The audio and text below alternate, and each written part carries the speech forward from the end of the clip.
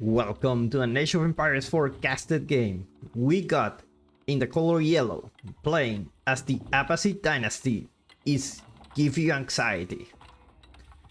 And in the color orange, playing as the Holy Roman Empire, we got loueMT. Welcome everybody, how are you doing? I recently got some comments like my voice sounded like there is some echo, right? So there was some noise suppressor stuff you can put in the wall.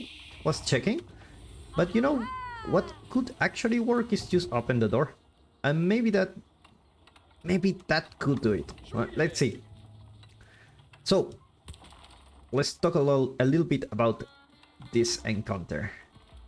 We got the Abassid Dynasty, typically known for being one of the best boomers here in Age of Empires 4, just because they get access to a lot of economic bonuses. The problem is the Holy Roman Empire will want to go to castle fast, and if you focus too much on economy, they may overwhelm you with better units, better man-at-arms, basically better technology. So it's an interesting matchup.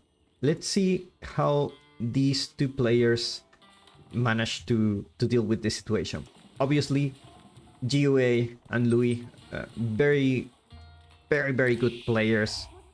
Both of them sitting in probably top 10 in the world. I don't know, top 10 to 20.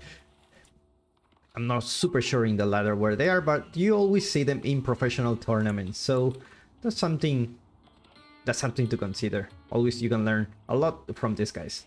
Talking from learning a lot, you can check the resources here, like how much villagers they have for each part of their build order. So I will just put the numbers there just so you can check their build order and maybe learn something about it. And later in later stages of the game, we will change it to income per minute. See Louis aging up with 3 villagers. And GiveUA, giving the right response, he's gonna go for the House of Wisdom. House of Wisdom, I mean Culture Wing. So the Culture Wing will give you access to a technology. Let me find it here. There you go. Preservation of knowledge.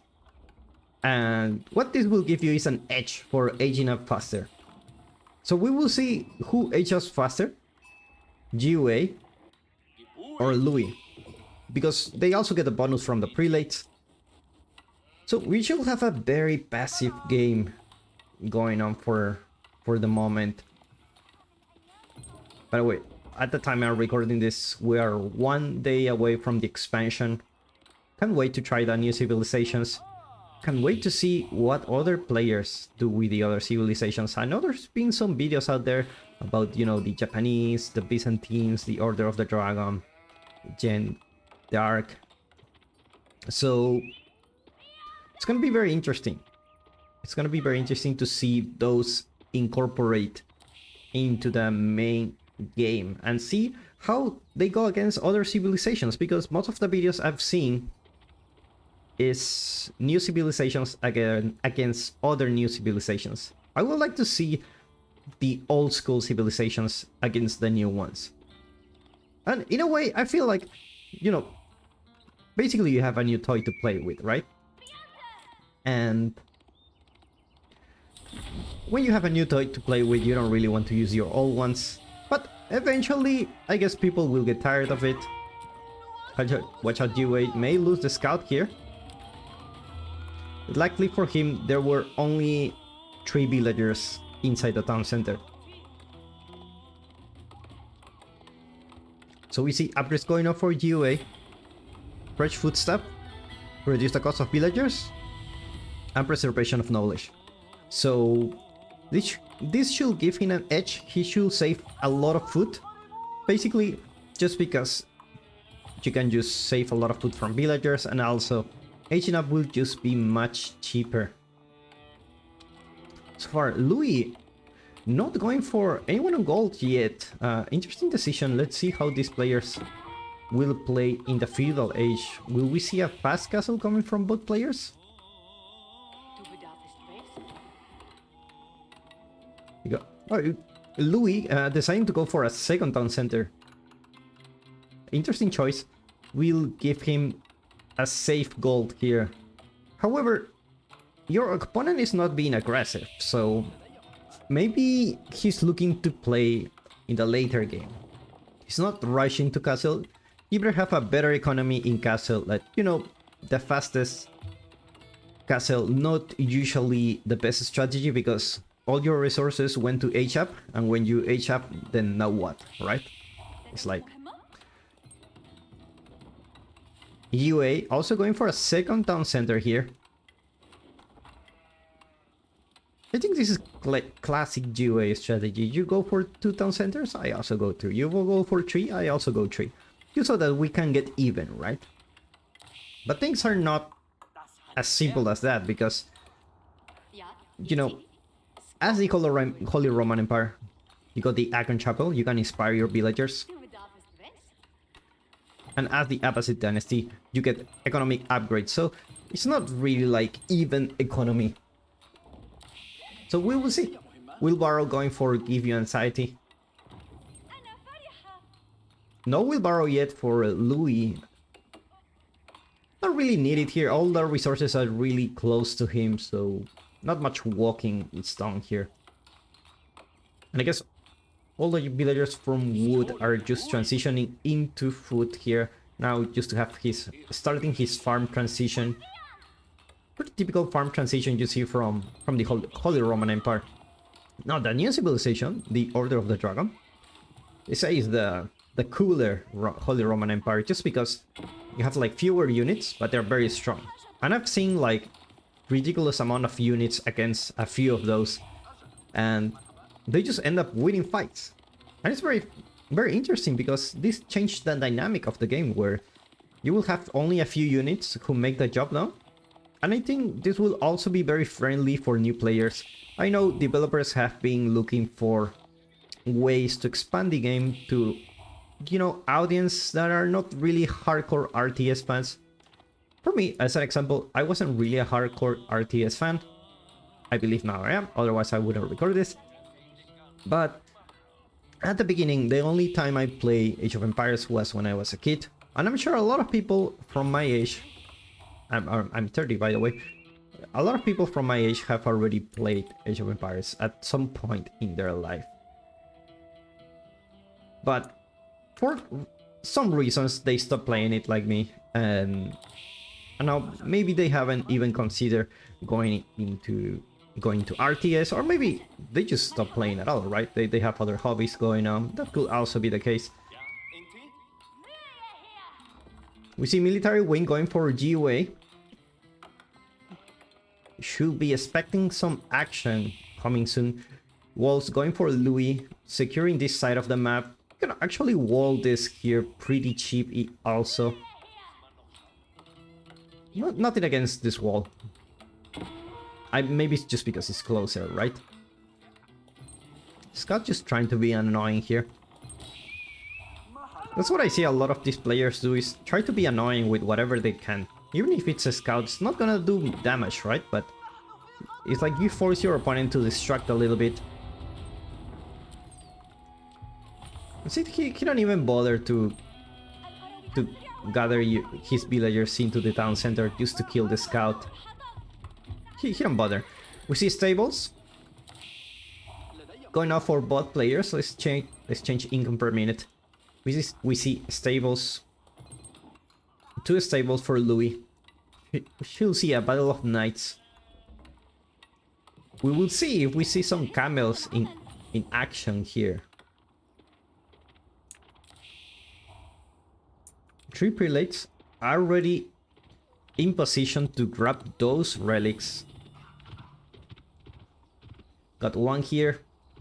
You got another one here. Interesting he didn't go for the super far one. Gotta play it safe. Remember, he moved the prelates from the Icon Chapel to here. Well, only one of those. just so that he can get 3 relics. 3 relics coming to home to loueMT. Should be pretty happy about that. Of course, you have a 4th relic very close to your base. This one is pretty much a safe relic. Let's see if GiveUA is interested in at least taking 1 relic home. I don't think he's in a position to deny it. Louis already aging up faster. Horseman not gonna be able to do much. Wololo attempt failed. Usually these Wololos are not very successful, but when they do, you know, they can do a lot of damage. That's when I saw comment already, like, it's like I didn't know this game had Wololos. People were like, yeah, of course, it's Age of Empires, you must have the Wololo, right? But, you know, I didn't know about this, but Age of Empires 3 didn't have the Wololo. We have 1 relic already in place, 4 relics in total for Louis. Looks like this relic is gonna be a little bit hard to get. Let's see if he managed to get a 5th relic here. Outpost going up for Louis. A typical defensive outpost in the front line. As the Holy Roman Empire, you want to place your relics inside those outposts, fortify them, and then add some cannon emplacements as you go to Imperial. Now those camels doing a really good job against those knights. Remember, the camels have bonus cause cavalry units deal 20% less damage. That's a huge bonus, by the way. The camels will beat the knights at any point in the day. You see a couple of camels here already raiding Louis. We will see what's his response. Actually, stone walls going out soon, but he won't be able to do these stone walls, to build the stone walls, if you have these camels here. And we see more knights, more camels going up for GiveUA. Spearman going up for Louis. Definitely the right call. You don't want the knights to deal with those camels alone. Outpost doing quite a bit of damage here. Stone walls being built in the sides. Remember, in this map you need to go outside of your base to get the resources. Once this gold is gone, you need to go outside. Like, so far you have 1.4k left. Not much left, actually. If you continue to produce knights, you either produce the knights or HAP. You're gonna do both. Farm transition look going on for Louis. Now the camel archers just being really annoying. Let's see if GiveUA also interested in going for a fast Imperial.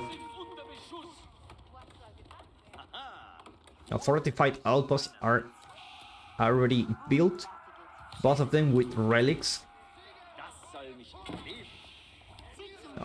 Now some raids will happen here, but remember, Louis may try to go for a fast Imperial, just because they have the Palace of Suabia. It's basically a printing machine for villagers. Every 6 seconds you can get a villager, if I'm not mistaken. It's like Louis still interested in getting this relic. GiveUA not giving any sign of interest on denying this relic. So let's see how that goes. Not much army for Louis. Just play very defensively. The basic strategy is just, you know, HAP and survive while you HAP. That's basically how you play the Roman Empire. Maybe that's the best way to play it. Let me see how many camels. 9 camels. I haven't seen those in a while. Remember, those are very expensive. They cost gold, they cost wood. Yeah, they cost both, right? Yeah, they got, yeah, wood and gold. So they're very expensive units. Now let's see. GiveUA is starting to solidify his strategy points here. I need to get the gold vein, but he's gonna Bad timing here to build the gold vein. A lot of villagers gonna get down here.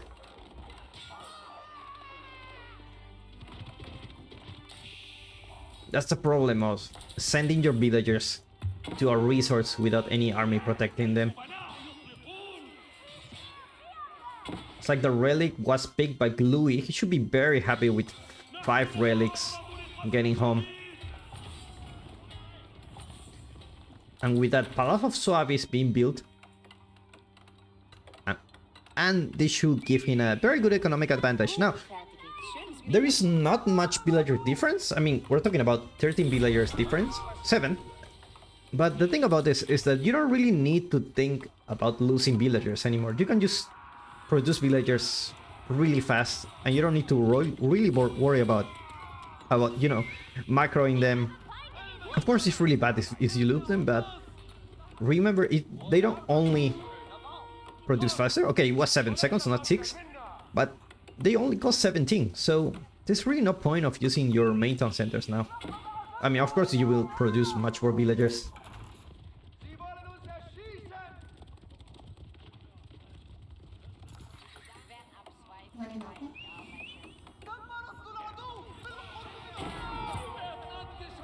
You see outposts going on in the south of the map here. Spring link placements. Now you see, this is what I'm talking about. You don't really need to worry about those villagers anymore.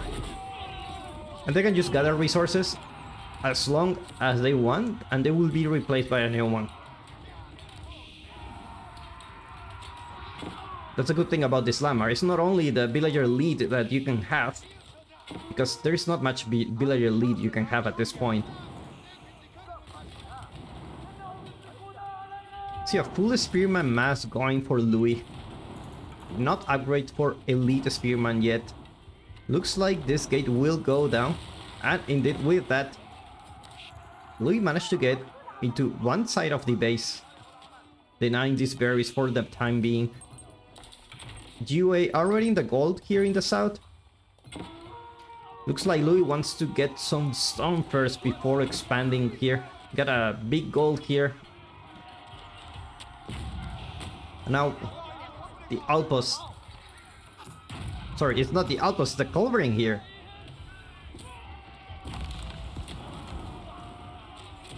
I mean, nice damage against those units.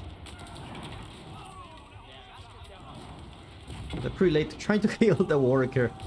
Actually, they heal quite fast. Now, more spearmen here. Now, of course, GiveUA focusing too much on the battle. He has too much food. Looks like he wants to go to Imperial, but there's a lot of things going on for him. He's trying to deny the stone as much as he can. Remember, as long as he's staying his base, he cannot gather more resources. There is no gold left here. Where is he getting the gold from? No, sorry, still some 400 gold left. See Magonel joining in the field.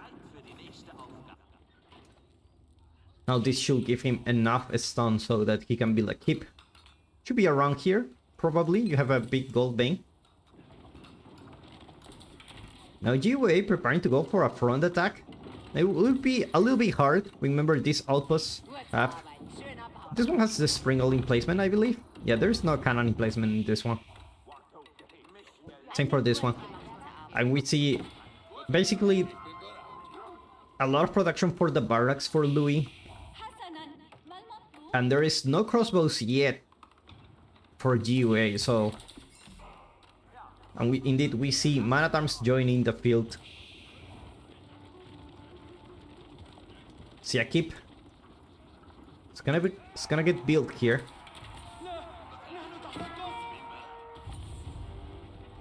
GiveUA not in the right position. He could have tried to deny this keep, but still a little bit hard, you know. These are, well, these still man-at-arms, but these are elite spearmen. One of the best units in the game, in the opinion of many. Like, it's cheap, it's good.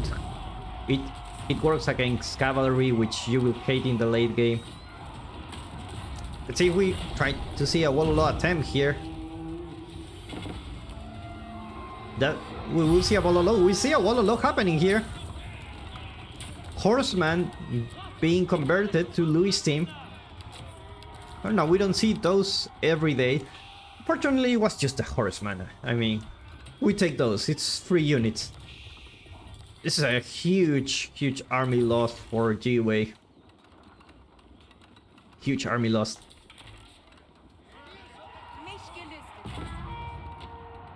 Now Louis, expanding here, will contest this side of the map. We see Stonewalls already going for Louis. No Stonewalls yet for GiveUA. Still exposed to raiding if Louis decides to push. You see more archery ranges here. You definitely need crossbows to deal with this army. Now these are elite man-at-arms. Remember, the Holy Roman Empire have the best man-at-arms in the game. Just because they have the mazes and the marching drills, they can walk faster, deal more damage. They're pretty good. And now Louis inside GiveUA's base. Remember, GiveUA is still on Castle Age. He haven't had the chance to go to Imperial yet, and you're dealing with your opponent that has Imperial units. This is a very tough situation for GiveUA. These are these elite? Oh, these are just veteran horsemen. Oh, sorry, I mixed the colors, yeah. Yeah, Man-at-Arms doing a really great job against those horsemen. Still, military numbers in the advantage of GiveUA, but Louis is still expanding here on the west side of the map. With 2 keeps, we already protect the sacred site. Get this big gold here. GiveUA trying to secure the north side of the map. Well, looks like we'll get spotted by Louis.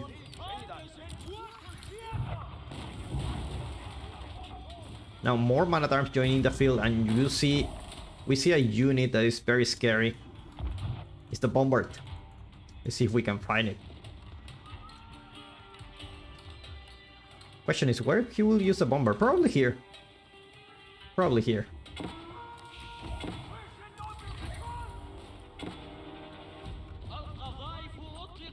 Now Louis taking control of the map. Really nice walling here, preventing any kind of raid coming from GiveUA. And we see GiveUA going for the trade wing. Stonewall's gonna get built, but this is a very bad timing. It looks like the Stonewalls are gonna get built here, but not in this side. No, there is a lot of units here. They should be able to clean this up. Actually, excuse me, the Stonewalls were from Louis, not from GiveUA. Now more man-at-arms joining the field, or almost reaching population cap for the Holy Roman Empire. GiveUA trying to wall with Stonewalls his side of the map. The only thing that can turn things here, it's a trait. Bombard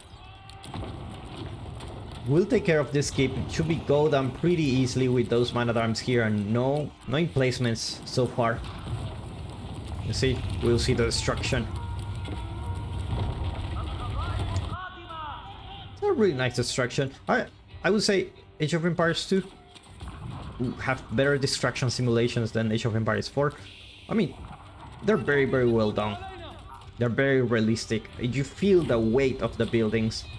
In a way, Age of Empires 4 is a more stylized game, and Age of Empires 2 it also has more realistic graphics in a way. Like, I would say realistic.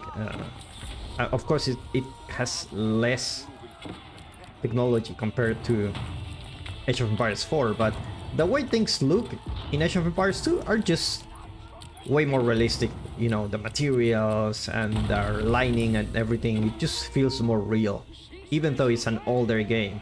It's just a matter of styles, really, which I think Age of Empires 2 does a really good job here.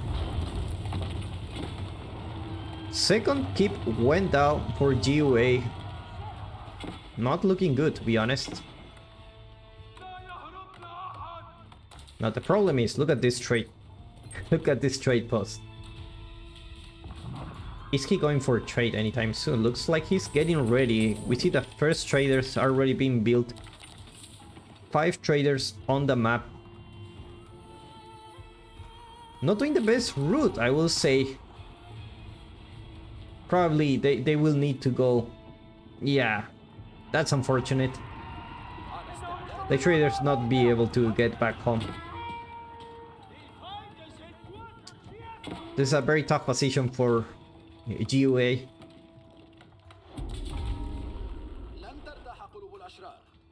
Now this trade is only giving 12 gold. That's very interesting.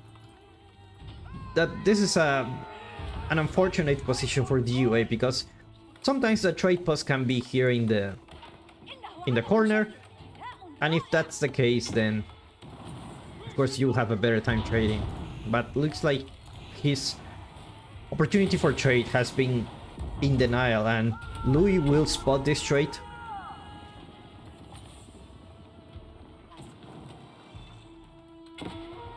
Now you see the importance of expansion here. You see the map here for GUA? Take a look at the map, at the vision for Louis. He already covering almost the whole map. Just with keeps, towers, surrounding your enemy just by expanding. That's the importance of expansion. The question is, how can GUA get out of this situation?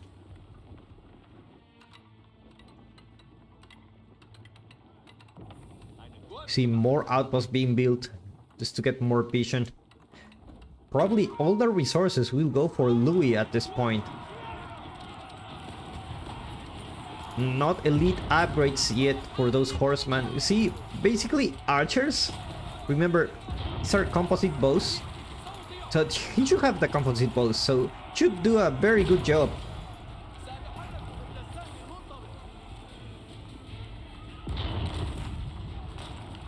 The problem is you need to deal with the siege. And you need the springles, and you need them fast. Because your army composition already beats his. You already have the crossbows, the archers, the hand cannoneers. They do very good against those man-at-arms.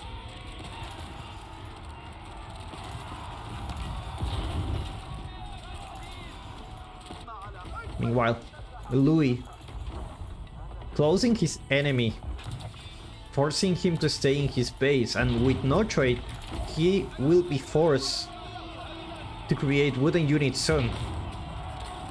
Let's check out the income. 2k gold per minute for Louis, 1.1 for GUA. GUA trying to do his best to hold this position.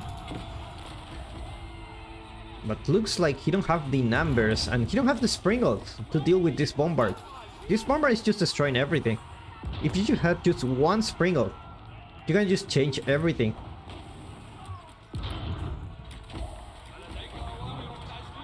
Now Louis already in the base should be able to cause some economic damage already. Remember, GUA cannot produce as many villagers. And with that, GG gets called. Louis is the winner in this match. Thank you so much for watching. If you enjoyed this video, give me a like and subscribe to watch more Age of Empires 4 content. I'll see you in the next one.